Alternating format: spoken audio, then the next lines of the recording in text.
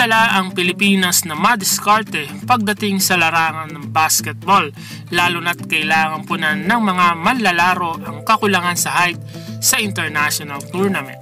At si Coach Seng Giao ay may naiisip na plano at adjustment sa darating na FIBA World Cup.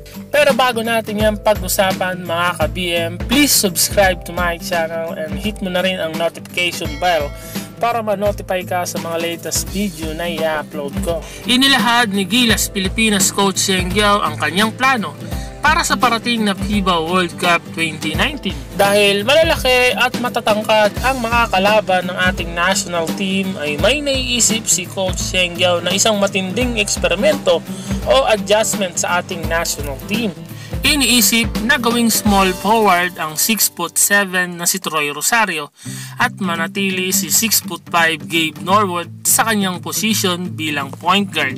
Pero nilinaw pa rin ni Coach Seng Giao na hindi niya bibitawan ang identity ng ating national team na fast-paced small ball system dahil mas marami nga tayong mahuhusay na point guard tulad ni Paul Lee, Jason Castro at RR Pugoy. Eksperimento ang gagawin ni Coach Seng Giao na haharap sa mga mas mahabang galamay ng mga international player na posibleng magmula sa Amerika, Europa, Africa o muling paghaharap natin ng Australia sa darating na FIBA World Cup 2019. Pero dagdag ni Coach Seng Giao ay hindi naman pwedeng gawin natin agad yon.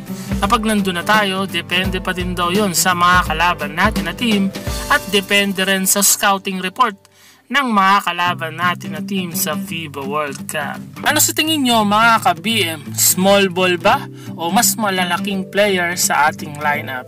Comment down below mga ka-BM at maraming salamat sa lahat ng mga sumusuporta sa channel na to. So yun lang mga ka-BM, peace out. I never made it, but I know